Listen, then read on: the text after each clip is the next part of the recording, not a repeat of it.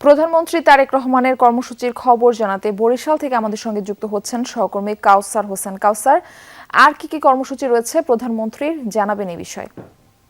Murphy, গৌরনদীর বৃক্ষরোপণ কর্মসূচি শেষে মাননীয় প্রধানমন্ত্রী বরিশালের উদ্দেশ্যে রওনা হয়েছেন এবং কিছুক্ষণের মধ্যেই বরিশাল নগরীর ৩০ গোডাউল যে বধ্যভূমি এলাকা রয়েছে সেখানে তার পৌঁছানোর কথা রয়েছে এবং এখানে যে সাগরদী খাল রয়েছে সেই সাগরদী খালের দুই পারে ফলজ এবং ঔষধি গাছ রোপণ করার কথা রয়েছে এবং এখানে যারা এই কর্মসূচির দায়িত্বে রয়েছেন তারা জানিয়েছেন যেখানে 350 গাছ রোপণ করা হবে।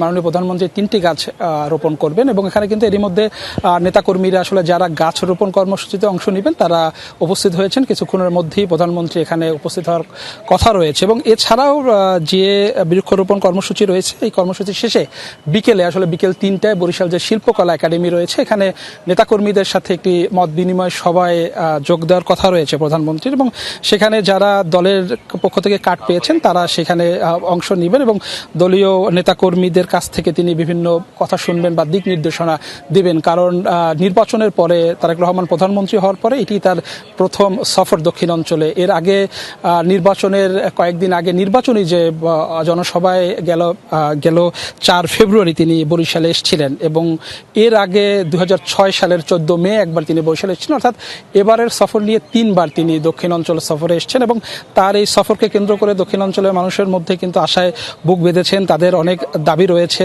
এবারের বাজেটে দক্ষিণ অঞ্চলে তেমন কোনো বরাদ্দ দেওয়া হয়নি, সেই দিকটাও কিন্তু তারা তুলে ধরছেন এবং আমরা দেখেছি বিভিন্ন রাস্তায় ফেস্টুন নিয়ে সাধারণ মানুষ দাঁড়িয়েছেন। এই অঞ্চলের যে দাবি দেওয়া রয়েছে ভাঙা থেকে কুয়াকাটা পর্যন্ত 6 লেন রাস্তা, আন্তর্জাতিক এয়ারপোর্ট, মেডিকেল কলেজ বিশ্ববিদ্যালয় থেকে শুরু করে যে দাবি দাবা রয়েছে সেই দাবিগুলো তারা তুলে ধরছেন। তারা আশা করছেন যে প্রধানমন্ত্রীর এই সফর থেকে তারা কিছুটা হলে আশ্বাস পাবেন এবং সরকারের পক্ষ থেকে দক্ষিণ অঞ্চলের উন্নয়নে যে ব্যবস্থা নেওয়া দরকার সে ধরনের ব্যবস্থা নেওয়া হবে। মারফি। কাউসার, ধন্যবাদ আপনাকে।